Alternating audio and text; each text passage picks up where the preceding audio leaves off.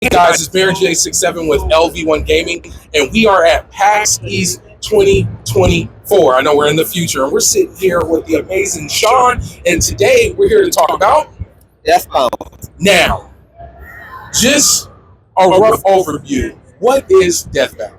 It's a Soulslike, and everyone's saying another one. I know, but ours is a little bit different.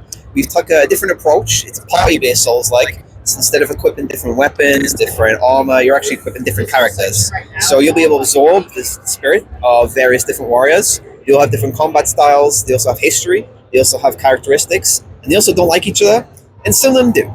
So there's a whole system built in there, and we're really trying to, we know that Souls-like genre is very, very populated. It could be more populated with a sequel or a PC port, but we're really trying something different. And I think the guys at Trialforge are Brazilian developers. They really are moving towards something that's really cool, expresses their culture, because they're very big on expressing where they come from and showcasing who they are and also what's around them, and that's very important in the game. And overall, I think this is going to be something different. And of course, I'm going to say it's something cool because it is cool, Now, I have to be honest here.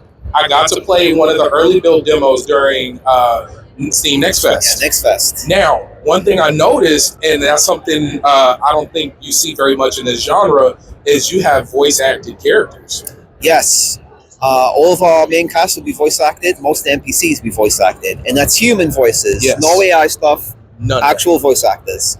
And interestingly, so with your ability to switch on the fly between characters, if you come across some people who are Church of Death and you're currently a Church of Death character, they'll interact with you in the appropriate manner. So if you're Theron, for example, who's a higher up, who's part of nobility, they'll kind of speak to you with a scared manner and they respect you because you're their commander.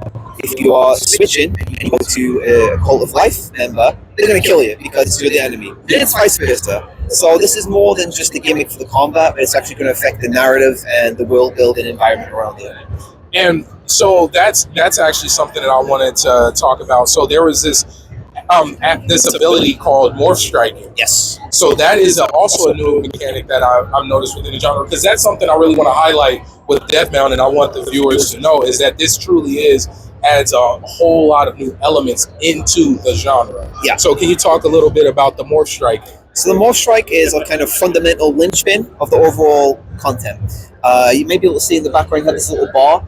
I like to kind of compare it to something in Street Fighter, your typical fighting games. You build that bar by taking out enemies, by performing dodges, and when that bar hits its maximum, it'll start going on fire, and that means you can do a morphstrike. Essentially, you can, as I said, you can combine your party, and you can switch on the fly. That also includes when you're in combat. So, for example, if I'm using Theron, and I have my sword and shield, I can start with the strike, which will do the damage. Mid-strike, I can change to our mage character and unleash a lightning storm. And that allows us to really give this idea of your building how you want to play. Because every single character has a different style of play, has a different characteristic, and that's reflected in their morphstrike. You can also do it on a dodge. So if you dodge, you can also strike into a morph from there. So it's a cool mechanic that really changes how you play. I know it might sound a bit gimmicky, but once you see it in action, you're going to understand that, all right, I'm building my party because of this and that, and it also affects my morphstrike. Because one of our core ideals with Deathbound is you're not just equipping a character because, oh, it's a cool character. You'll have different talent trees, you'll have different specializations, and if they're of the same faction, you'll get a buff in your party. If they're not, and they don't like each other, you get a debuff. So suddenly you're starting to build this new meta of, do I want to have, let's say, minus 15 stamina and minus 15 health, but I get 5 crit? I'm going to have that risk and reward. It really is open. We're not trying to fool you with this idea of limited gameplay with, this video of this is what you do and that's cool. It really is. If you want to play how you want to play it, you're going to find so many different ways. It doesn't matter if you're a veteran, it doesn't matter if you're new. It really is open to everyone. And yes, you can cheese the game if you want to. That's fine. Don't let anyone else tell you can't. Absolutely fine to do that. Now, speaking on making it your own, can you talk a little bit about the skill tree? So the skill tree is split in 2 ways. So essentially you have your core skill tree in the middle, and that will buff all your characters throughout the whole game. So it's stuff like increased damage, increased crit, stamina, and then each character has an individual skill tree. So let's say if you kind of identify you like a character in particular, you can start building into specializations of that. And what you'll find is we also have a perk system for each character. So if I want to build a poison, there's a character that increases poison damage by default. and then there's a character that will do poison damage. So I would say I want to stack that, and suddenly you're doing far more poison damage than you normally would. That's kind of like a cheesy way to do it. That's the way I play it, but it's fun. But it's just the tip of the iceberg, essentially. There's so many options there, so much expansive stuff you can do, and we're not sitting there telling you, you do this. Nothing is invalid. Everything is a great way to play, and it hopefully encourages replay value, but it also encourages that creativity. And there's no hard line. If you want to reset your talents, you can do that. Awesome. We're not going to stick you in one spot and say, that's it for the rest of the game. If you want to do it again, you got to restart. This is really trying to take an open feel to the game. We're not just trying to change how Souls-like are played, but how people feel about them as well. So if you don't like Souls-like, you're intimidated by them, we want to build this to be something that you feel comfortable playing and you can master. And if you don't want to master it, just have a good time, kill some cool looking enemies, and have a good time and go for it. That actually follows up with along the next question I was getting ready to ask is, and that's something I like to ask all the developers and whatnot when we're at PAX. Who is this game for? There's been a thing said recently by the Helldiver 2 developers. They said a game for everyone is a game for no one.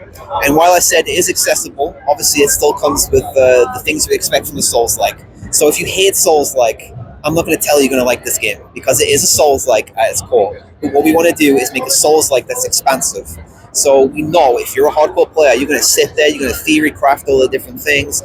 If you want to try and do challenge runs, because we know a lot of people like to do no-hit runs, like do no spell runs, that's possible. And we're also going to support the game after release with various things.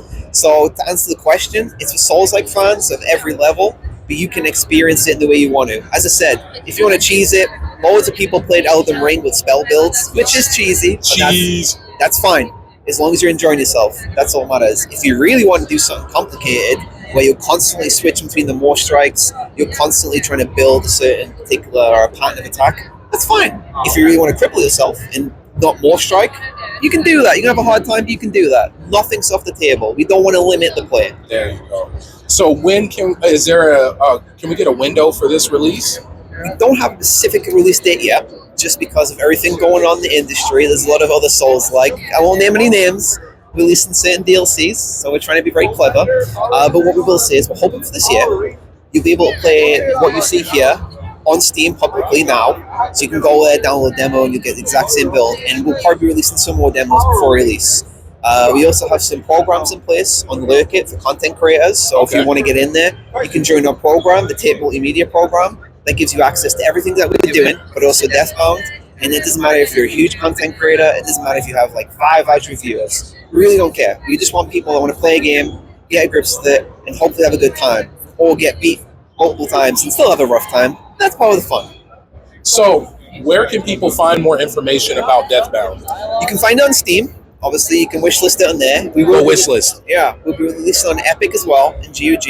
You can find it on TikTok at Deathbound Game. If you want to see some cool montages and no dances yet. Maybe when it hits like 1 million sales, we'll get some Harlem Shake. Yeah, there you go. And of course, Twitter at Deathbound Game as well. You'll find us all on social media. If you follow us on Steam, we do fairly big content drops in there, just giving a bit of background from the developer, some of the mechanics, and some of the future stuff that's coming. I want to thank you so much for taking this time out and talking with us about Deathbound. You guys, please go out there and support the devs. Make sure to wishlist this game wherever you buy your PC, on PC, right? PC. Yeah, you'll be able to get it on PC, so make sure to go wishlist and support this. And thank you so much. This is Baron J67 with LV1 Gaming from PAX East 2024. Peace.